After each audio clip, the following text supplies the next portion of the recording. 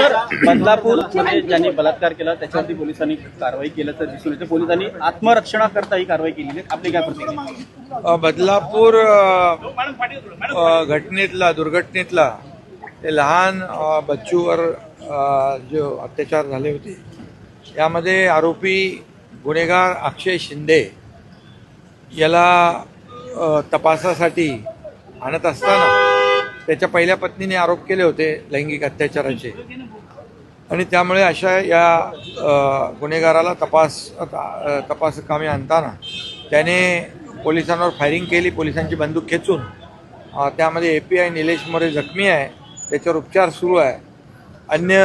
आणखी पोलीस देखील त्याच्यामध्ये जखमी आहेत अशी प्राथमिक माहिती आहे आणि त्यामध्ये स्वसंरक्षणार्थ सेल्फ प्रोटेक्शनमध्ये यांनी पोलिसांनी बचावासाठी गोळीबार केला आणि त्याच्यामध्ये ही घटना घडलेली अशी प्राथमिक माहिती माझ्यापर्यंत आलेली आहे. आता पोलीस तपास सुरू आहे, त्यानंतर जी काही वस्तुस्थिती आहे समजून येईल.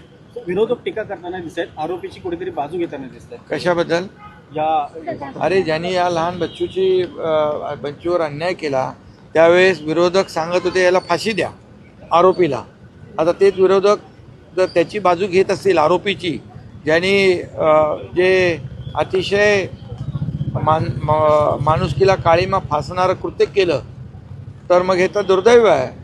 आणि म्हणून अशा प्रकारच्या आरोपीची बाजू घेणं हे निंदाजनक आहे. त्याचा निषेध करावा तेवढा थोडा आहे.